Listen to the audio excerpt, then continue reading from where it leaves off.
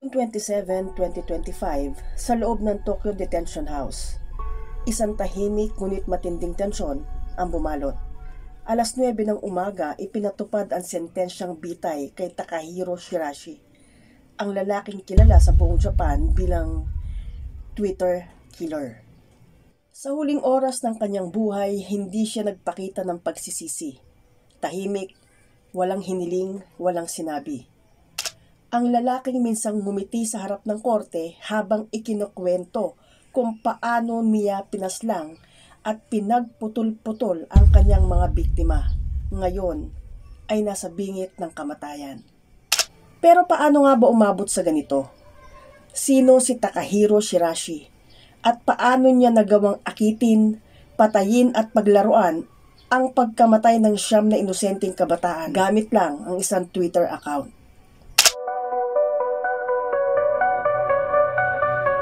And the shadows truth will rise, and whispers and bloodstained lies. From east to west the secrets unfold. True crime Asia, the stories told.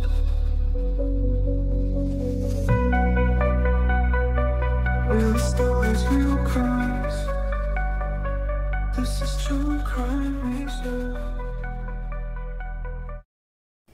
Bago siya nakilala bilang halimaw ng Sama, si Takahiro Shirashi ay isang tahimik, halos hindi mapansin na binatilyo mula sa Setagaya, Tokyo. Ipinanganak noong October 9, 1990. Pangalawa sa 2 anak.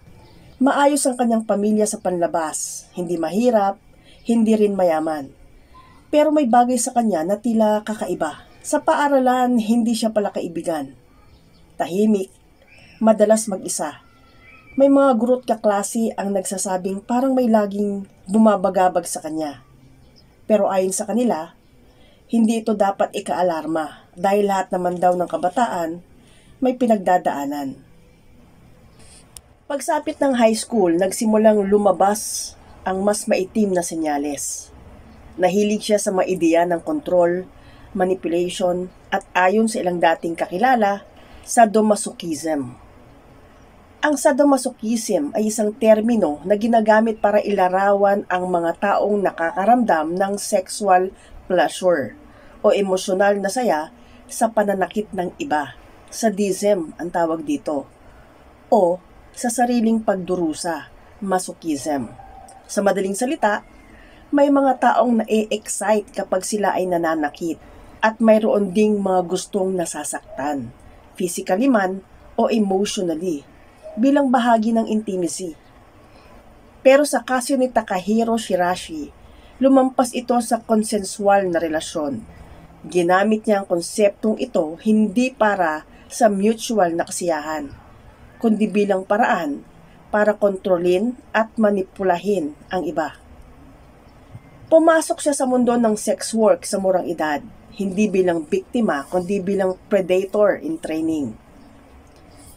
May fascination siya sa kung paano niya kayang manipulahin ng ibang tao, ayon sa isang dating kaibigan na tumangging pangalanan sa media.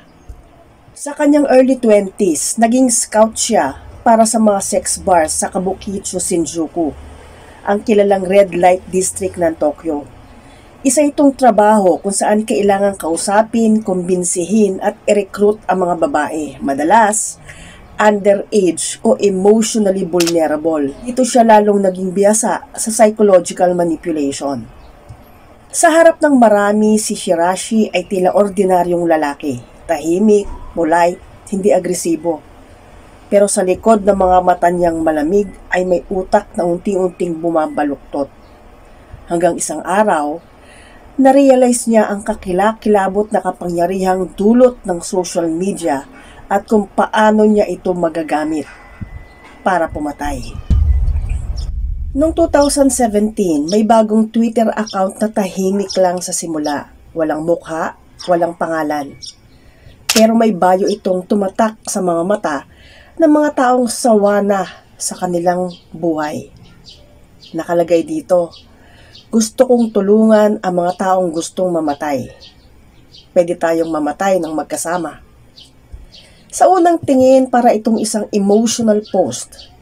Pero para sa mga kabataang naghahanap ng kadamay sa kamatayan, ito ay tila sagot sa isang panawagan. At iyon, ang plano ni Shirashi. Gamit ng suicide-related hashtags tulad ng Jisatsu Boshu o ang ibig sabihin ay suicide recruitment, pinuntirya niya ang mga taong lantaran ng nagpapahayag ng pagod, depresyon at kagustuhang magpakamatay. Sa kanyang mga direct messages, hindi siya nananakot, hindi siya bastos. Sa halip, nagpapakita siya ng pangunawa. Nagpapanggap na kaibigan. Halimbawa, okay lang bang mag-usap tayo? Hindi ko gusto na nag-iisa ka. Pero ang totoo, hindi niya balak sabayan sila sa kamatayan. Balak niya silang patayin, mag-isa. August 2017, ang unang biktima ni Shirashi ay si Aiko Tamura, isang 21 anyos na babae na ilang linggo nang aktibo sa suicide hashtags. Pagod na siya, wasak ng kalooban. Gusto lang niya ng katahimikan at ng taong makakaintindi. Nakipagkita si Aiko kay Shirashi sa labas ng Zama Kanagawa. Ang akala niya, ito na ang huli niyang lakad. Hindi siya nagkamali, pero hindi sa paraang inakala niya. Pagpasok niya sa maliit na apartment ni Shirashi, walang nagbago sa kanyang desisyon. Pero ang ginawa ng lalaki ay hindi pagdamay. Walang pasabi, walang drama. Pinatay niya si Aiko. Hinilang katawan, nilagyan ng tawel ng leeg, pinilit ang katahimikan. At doon nagsimula ang sunod-sunod na karumaldumal na krimen. Ginamit niya ang katawan ni Aiko bilang sample. Hindi lang para itago, kundi para sanayin ang sarili sa susunod pang gagawin. Sa loob ng 2 buwan, pinaslang ni Takahiro Shirashi ang 9 na tao. 8 sa kanila ay babae, 1 ay lalaki. Lahat ay naakit niya sa parehong paraan. Ang tanging lalaking biktima ay isang 20 anyos na estudyante, nobyo ng isa sa mga babaeng kinontak ni Shirashi sa Twitter. Nabahala siya nang biglang mawala ang kasintahan, kaya siya mismo ang nakipagkita sa Twitter killer para hanapin ito. Pero imbis na sagutin, pinaslang rin siya ni Shirashi dahil ayaw nitong may makialam sa kanyang plano. Ang lahat ng katawan nila dumaon sa parehong madugong ritual sa loob ng Zama apartment. Ang apartment ni Takahiro Shirashi sa Zama City ay maliit. 3 metro ang lapad, 5 metro ang haba. Walang kakaiba sa labas. Tahimik, tipikal. Parang normal lang na bachelor's pad. Pero sa loob, isa itong house of horrors. Matapos patayin ang kanyang mga biktima, ginawa niya ang hindi masukat sa imahinasyon ng karamihan. Dinala niya ang mga katawan sa palikuran. Gamit ang lagari at iba't ibang gamit mula sa hardware, pinagputol-putol niya ang mga katawan. Ang sabi niya sa interogasyon, "Gusto kong mawala ang ingay. Mas tahimik kapag walang ulo." Ilan sa mga bahagi ng katawan, itinapon niya sa basurahan. Ang iba naman, itinago sa mga cooler box at storage containers na nilagyan niya ng cat litter at asin para pigilan ang amoy ng pagkabulok. Sa loob ng kanyang one-room apartment, may 3 malalaking cooler at ilang storage boxes na nilagyan niya ng ulo, bungo, buto, at iba pang hindi pa tuluyang nabulok na bahagi ng katawan. Ang amoy hindi maitago, pero tuwing may magrereklamo ng mga kapitbahay, sasabihin lang niya na basang carpet o spoiled na pagkain. October 2017, isang 23 anyos na babae ang nai-report na nawawala. Hindi na siya sumasagot sa tawag ng kanyang pamilya. Wala ring paramdam sa mga kaibigan. Pero may isang taong hindi sumuko, ang kapatid na lalaki ng biktima.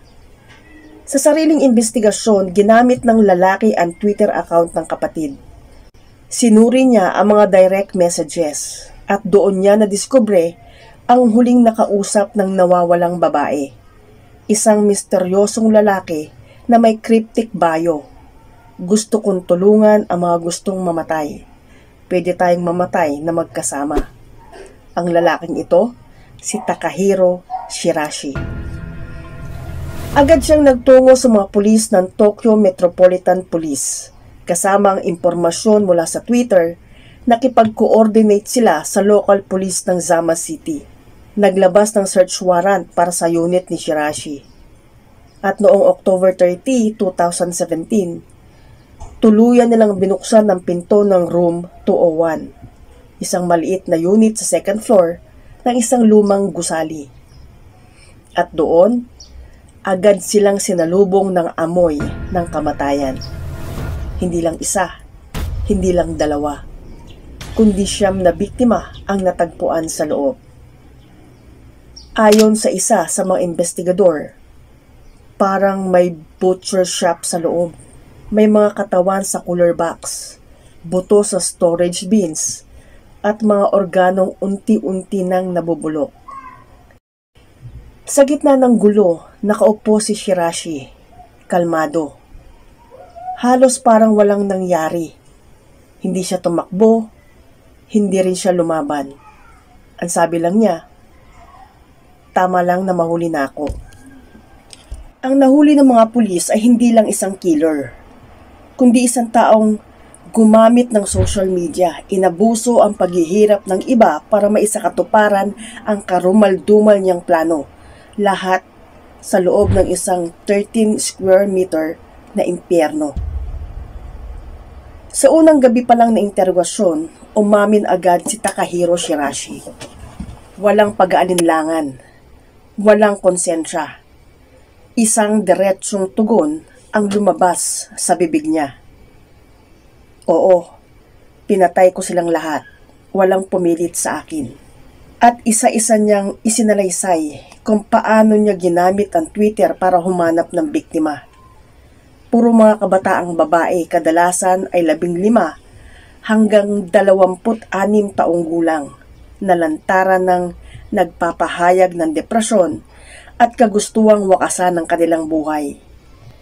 Isa nga sa kanila ay si Aiko Tamura, Zumi Maruyama, 17, high school student. Pati si Yuki Kobayashi, 25 taong gulang. Sa mga sumunod na araw ng investigasyon, mas dumami ang pangalang lumabas.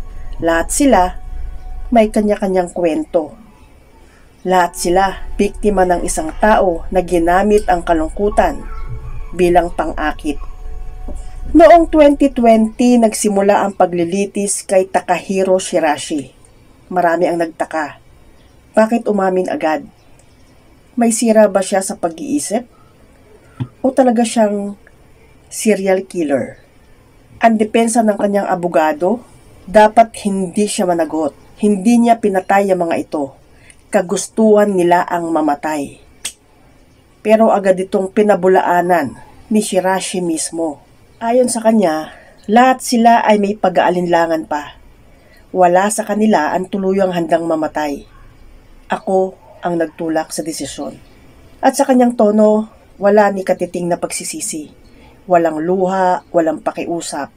Ngumiti pa siya minsan habang ikinukwento ang mga ginawa. Noong December 2020, hinatulan siya ng kamatayan sa pamamagitan ng bitay. At matapos ang ilang taon ng paghihintay, June 27, 2025, sa Tokyo Detention House, isinagawa ang hatol. Ang kwento ni Takahiro Shirashi ay hindi lang kwento ng isang serial killer. Ito rin na isang salamin sa mga sugat na hindi agad nakikita. Mga sugat na mga kabataang hindi naririnig, hindi naiintindihan. Hanggang sa ang boses nila ay mapalitan ng katahimikan. Sa bansang tulad ng Japan, kung saan mataas ang pressure sa paaralan, trabaho at kahit sa simpleng pakikisalamuha, maraming kabataan ang nagiging bihag ng depresyon. Maraming hindi naglalakas loob na magsalita. Marami ang humahanap ng sagot kahit sa maling paraan. At ang masakit, kapag dumating ang isang taong tulad ni Shirashi, sila ang unang nabibiktima. Kayo, mga magulang, kailan ang huling beses na kinausap ninyo ang inyong mga anak? Hindi tungkol sa grades, hindi tungkol sa gawaing bahay, kundi tungkol sa kung ano talaga ang nararamdaman nila. Kailan kayo huling nagbanding? Huling nagtawanan? Huling nagtanungan ng tapat? Gaano niyo kakilala ang sarili niyong anak? Nagsasabi ba sila ng laman ng kanilang isip? O natututo na lang silang manahimik? Kung hindi niyo alam ang sagot, baka ito na ang panahon para kausapin sila, bago pa man maging huli ang lahat. Ito ang kwento ni Takahiro Shirashi, ang Twitter killer. At ito ang True Crime Asia.